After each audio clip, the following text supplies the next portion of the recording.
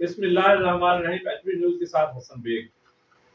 ناظرین، فیض صاحب نے کہا تھا کہ زندگی کیا کسی مفلس کی کباہ ہے جس میں ہر گھڑی درد کے پیوند لگے جاتے ہیں، اور فیض صاحب نے کہا تھا کہ یہ داغ داغ اجالا، یہ شب گزیدہ سحر، یہ وہ سحر تو نہیں جس کی آرزو لے کر کرے تھے یار کہ مل جائے گی کہیں نہ کہیں۔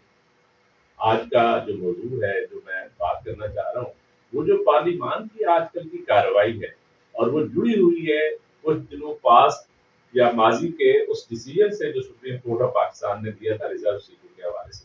اس کے بعد ایک سلسلہ چل پڑا۔ یہاں تو ایسا لگتا ہے کہ ڈکٹیٹرز تو ڈکٹیٹرز ہوتے ہیں، یہ جو ہمارے سویلین ہیں، یہ جو ہمارے پارلیمنٹیرین ہیں، ہمارے صدر ہیں، وزیر اعظم ہیں، یہ سارے لگتا ہے کہ ایک ہی ان کا کوئی فلم ڈائریکٹر ہے، وہی ساری چیزیں ان کو بتاتا رہتا ہے، آپ ایسے کرنا ہے، آپ ایسے کرنا ہے۔ اندازہ لگائیں کہ پارلیمان میں ایک کانسٹیٹیوشنل امینڈمنٹ آ رہی ہے، آئینی ترمیم کی بات ہو رہی ہے، اور اس کا مسودہ کسی کو نہیں دکھایا جا رہا ہے۔ نا انٹرسٹنگ بات، اور ہے نا بڑے افسوس کی بات ہے نا ہمارے یعنی وہ جو کیا کہتے ہیں کہ یہ ملک کو نیچے لے کے جانے والی قوتوں کی بات، ہم سارا دن گلا کرتے ہیں کہ یہاں پہ جو ہے نا ابھی فلاں ایجنسی انوالو ہے، فلاں ملک انوالو ہے، وہ ہمارے خلاف ہیں، وہ ہمارے ساتھ یہ کر رہے ہیں، یہاں دہشت گردی کی یہ ریزنز ہیں، یہاں پہ پاکستان کے نہ سدھرنے کی بہت ساری ریزنز ہیں۔ بات یہ کہ ہم خود کیا کر رہے ہیں۔ ابھی یہ کل کی کارروائی دیکھیں جو پارلیمنٹ میں سارا دن جاری رہی ہے، جو بار بار یعنی گورنمنٹ بھی، پی ٹی آئی بھی اور پیپلز پارٹی بھی، سارے مولانا فضل الرحمان کے پاس آ جا رہے تھے، اور مولانا صاحب ماشاءاللہ یہ جو لکی مین بڑا زیرک قسم کا سیاست دان ہے، اس نے بھی بڑی اچھی میرا خیال ہے بالیں کھیلی ہے۔ ابھی تک سو فار سو گڈ، لیکن آئینی ترمیم پیش نہیں کی جا سکی تمام تر کوششوں کے باوجود۔ لیکن وہ آئینی ترمیم ہے کیا؟ وہ آئینی ترمیم کیا ہماری خوشحالی کا کوئی سندیشہ ہے، یا وہ ہمارے فیوچر کا ایک بہت بڑا پیغام ہے، یا یہ ہے کہ ہمارے ملک کے ایک اور انسٹیٹیوشن کو تباہی کی طرف لے جائے گا؟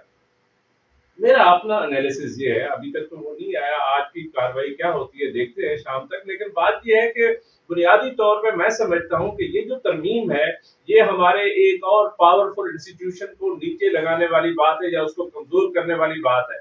کیونکہ 2007 میں جو ڈیسیجن ہوا تھا، جو ایک جنرل مشرف نے فیصلہ کیا کہ ججز کو ہٹانے والا، یا سپریم کورٹ کے چیف جسٹس کو ہٹانے والا، ریزائن کرنے والی جو ڈکٹیشن تھی، وہ ایکسیپٹ نہیں ہوئی، اور اس کے نتیجے میں ایک تحریک چلی تھی۔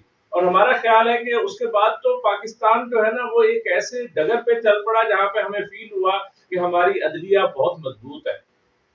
ٹھیک ہے، عدلیہ میں بھی بہت ساری اصلاحات شاید پاسبل ہوں، جیسے کہا جا رہا ہے کہ ایک وہ جو ترمیم کی گئی تھی جس میں پارلیمنٹ کو بالکل ارریلیونٹ کر دیا گیا، وہ جوڈیشل کمیشن کے سارے اختیارات آ گئے، ڈیفینیٹلی وہ ریویویبل ہے۔ میں سمجھتا ہوں اس پہ ضرور بات ہونی چاہیے۔ پارلیمان کا اوور ویو جو ہے وہ بہت ضروری ہے، لیکن اوور ویو کا یہ مطلب تو نہیں ہے کہ آپ ہائی کورٹ کے ججز کو ادھر سے ادھر ٹرانسفر کرنا شروع کر دیں، اور 5 ججز کے پینل بنانے شروع کر دیں۔ اس سینیارٹی کا جو اصول تھا، میرا خیال ہے یہ بہت زبردست اصول تھا، اور اس کو قائم رہنا چاہیے، اور یہ اصول صرف سپریم کورٹ کی حد تک نہیں ہونا چاہیے، یہ ہائی کورٹ پہ بھی ایکولی اپلیکیبل ہونا چاہیے۔ کیوں نہیں کیا گیا؟ ہماری عدلیہ پہ بھی تو بہت سارے سوالات اٹھتے ہیں۔ آج تک جس جوڈیشل کمیشن نے بیٹھ کے یہ کیوں نہیں ڈیسائیڈ کیا کہ ہائی کورٹ کا جو چیف جسٹس ہوگا وہ بھی سپریم کورٹ کے چیف جسٹس کی طرح سینئر ترین جج کو لگایا جائے گا؟ یا یہ کیوں نہیں ڈیسائیڈ ہوا کہ جو ایلیویشن ہوگی ہائی کورٹ سے سپریم کورٹ میں، تو وہ سینئر ترین جج کو ہی ایلیویٹ کیا جائے گا؟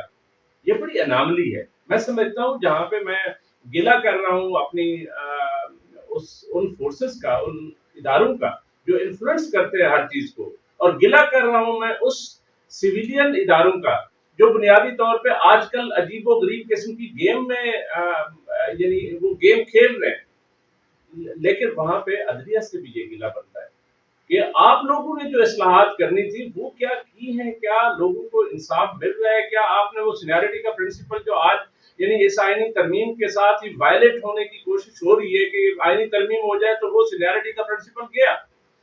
تو میں سمجھتا ہوں یہ بڑی افسوسناک بات ہے۔ اس پہ ضرور سوچنا بنتا ہے. اس کی وجہ یہ ہے کہ یہ ادارہ، یہ تینوں جو پلرز آف دا اسٹیٹ ہیں، بلکہ چاروں پلرز آف دا اسٹیٹ جو ہیں، ان کو اپنے اپنے آئینی حدود میں کام کرنا ہے، لیکن کسی پرنسپل پہ بات ہونی ہے، کسی یعنی رول آف دا گیم جو ہے وہ کلیئر ہونے چاہیے. ایسا نہیں ہو سکتا کہ آپ اپنی مرضی کے رول آف دا گیم بنا دیں. آج ہمیں یہ پسند نہیں ہے جج صاحب تو یہ نہیں آنا چاہیے، یہ کل جو ہے نا یہ فلاں آئینی ترمیم جو ہے نا وہ غلط تھی اور ہم آج یہ کرنے جا رہے ہیں. ٹھیک ہے، پارلیمان کا یہ اختیار ہے کہ وہ یہ ترامیم کر سکتے ہیں، لیکن اگر وہ انڈیپینڈنٹ ہو. مجھے ایسا نہیں لگتا کہ یہ انڈیپینڈنٹ فیصلے ہو رہے ہیں، یہ کہیں سے ڈکٹیشنز آ رہی ہیں. اور مولانا فضل الرحمان صاحب کا رول جو ہے وہ باہر بہت امپورٹنٹ ہو گیا. اس کی وجہ یہ ہے کہ اس کے پاس کچھ ووٹس ہیں جن کے بغیر جو ہے ان کا کام نہیں چلتا گورنمنٹ کا، یا کولیشن گورنمنٹ کا نہیں چلتا. تو یہ آخر ہوگا کیا اگر یہ آئینی ترمیم 26ویں آئینی ترمیم پاس ہو گئی؟ تو یہ تو میں یقین سے کہتا ہوں کہ ہماری خوشحالی اور اس سے تو اس کا کوئی تعلق نہیں ہے، بلکہ ہمارا ایک اور انسٹیٹیوشن جو ہے وہ ڈسٹرب ہونے جا رہا ہے. یہ مجھے یقین ہے اس بات کا. لیکن یہ ترامیم اگر پارلیمان اکثریت میں ہو تو وہ کر سکتی ہے، اس کا پارلیمان کا یہ اختیار ہے. لیکن یہ کون سی پارلیمان کا اختیار ہے جو فارم 47 کے تحت نہ بنے ہوں؟ یہاں تو کنٹروورسیز کئی لیولز پہ ہے، کئی سطح ہیں ان کی. یہاں تو 7 آسمان جو ہے عبور کر کے جانا پڑتا ہے اس چیز کو دیکھنے کے لیے کہ کون سا ستارہ کدھر جگمگا رہا ہے. تو میرا خیال ہے کہ اس پہ بہرحال کوئی centi should prevail. Bilawal Bhutto Zardari نے ایک اچھی بات کی تھی پارلیمان کی بالادستی کی، لیکن دوسرے دن ہی انہوں نے کوئی ایسا بیان ڈال دیا عمران خان کے خلاف کہ وہ بات بڑھتی نہیں تھی. لگتا یہ ہے کہ اس کو بھی پیچھے سے کوئی لگامیں کھینچتا ہے اور اس کے مطابق وہ آ کے یہاں پہ تقریر شروع کر دیتے ہیں.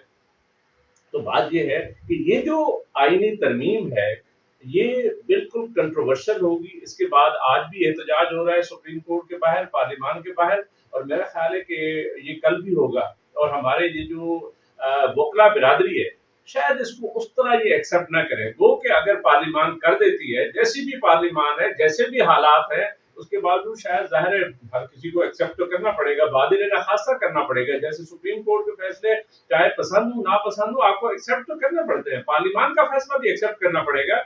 لیکن کیا ہم یہ فیصلے انڈیپینڈنٹ اور آزادانہ طریقے سے کر رہے ہیں؟ کیا ہم پاکستان کی خوشحالی کی طرف لے کے جا رہے ہیں؟ کیا پاکستان کو مضبوط کرنے جا رہے ہیں؟ کیا پاکستان کے اداروں کو مضبوط کرنے جا رہے ہیں یا ان کو کمزور کرنے جا رہے ہیں اور اپنی تنزلی کے لیے ایک اور آپ قبر کھود رہے ہیں؟ یہ سوچنا ضرور بنتا ہے. ناظرین، یہ ایک ایسی بات ہے جس پہ جتنا کہیں دل دکھتا ہے، لیکن بہرحال چیزیں ہو رہی ہیں آپ کے سامنے ہیں، اور یہ ایک ریئل پالیٹکس ہے، ریئل سوسائٹی ہے، لیونگ سوسائٹی ہے. لیکن مجھے ایسا نہیں لگتا کہ جیسے بڑی بڑی قوموں نے جیسے ترقی کی ہے اور جس طریقے سے وہ آگے گئے ہیں، یہ وہ راہ اور رستے ہیں جس پہ چل کے ہم بہت بڑی قوم بننے جا رہے ہیں. ہمیں چاہیے کہ ہم پارلیمان کو بھی مضبوط کریں، عدلیہ کو بھی مضبوط کریں، اپنے اداروں کو بھی مضبوط کریں، اپنے سارے پلر آف دا اسٹیٹ کو مضبوط کریں. لیکن خدا کے لیے کسی ادارے کو یہ حق نہیں پہنچتا کسی دوسرے ادارے کو کسی بھی پریٹیکسٹ پہ کمزور کرے اور پاکستان کو کمزور کرے. اور میرا یہ یقین ہے کہ اس طرح کا جس طرح کی 26 کانسٹیٹیوشنل امینڈمنٹ لائی جا رہی ہے، اگر یہ پاس ہو گئی تو ڈیفینیٹلی ہمارا ایک اور ادارہ کمزور ہونے جا رہا ہے. اس کے بعد آلریڈی وہ کمزور ہو چکا ہے کیونکہ ہم ان کے فیصلے نہیں مانتے. تو یہ بہت بڑا ڈیزاسٹر ہوگا پاکستان کے لیے. یہ نہیں ہونا چاہیے، اس پہ دل دکھتا ہے. اگر میرا پروگرام پسند آئے تو لائک، شیئر یا سبسکرائب ضرور کیجیے گا. یہی آپ کی سپورٹ ہے. اگلے پروگرام تک حسن بے کو اجازت. اللہ حافظ.